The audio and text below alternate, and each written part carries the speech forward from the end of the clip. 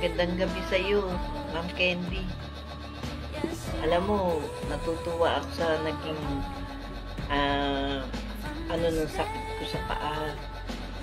Pinoproblema ko. Gustong-gusto kitang makita. Gustong-gusto kitang makita na personal. Kasi,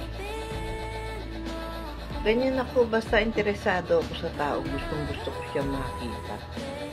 At magpapasalamat ako sa iyo.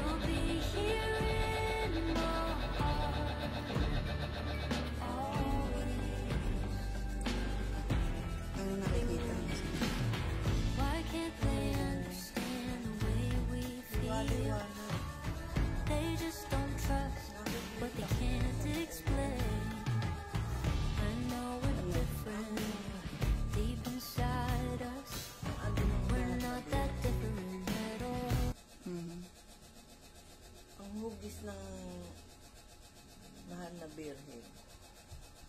Okay. Titigan mo pa. Ay, sige, titigan mo pa. Ano pa yung nakikita mo?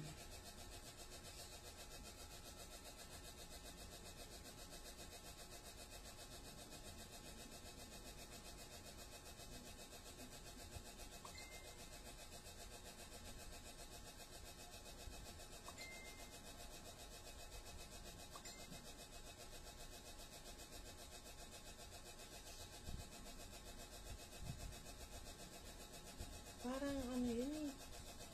Yung birhen ng antipolo. Antipolo? Kasi yun yung mahal na birhen maitim siya eh. Tapos paano na ako, pataas na ako eh. Yan yung nakikita mo, ha? Naaaninag mo siya. Ano siya? Yung dito sa baba, damit na mahaba na. Okay. Tapos dito, di ba, dito sa may gawing kaliwa ba to? Dito. Hindi, meron siyang tikmala kung may hawak siyang bata or mga bulaklak. Tapos,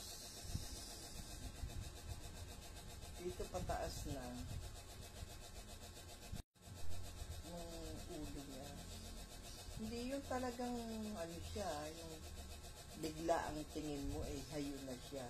Kailangan sisipatin mo muna yung umuhugis yung mukha, yung buong ano, yung buong ano doon sa itaas.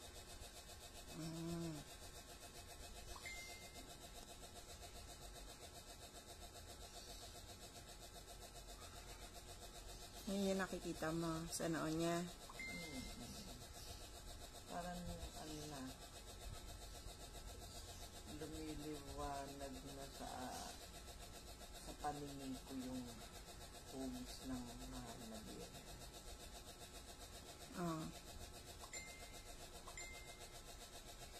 Yung nagliliwanag na. Lumilinaw. Ngayon, hindi naman ang inalinaw-linaw ng tingin. Hindi ba nawawala ito yung picture niya? Hindi. Dumidilim? Picture yan. Hindi. Picture yan eh. Hindi siya video. Picture yan. Kanina, ang liwa-liwanag niya.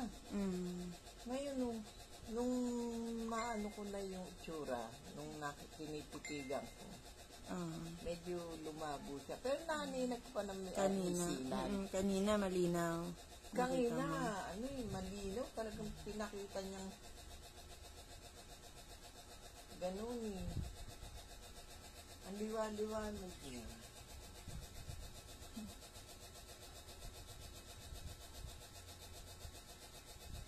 Kala ko ako lang nakakaano ng imahe.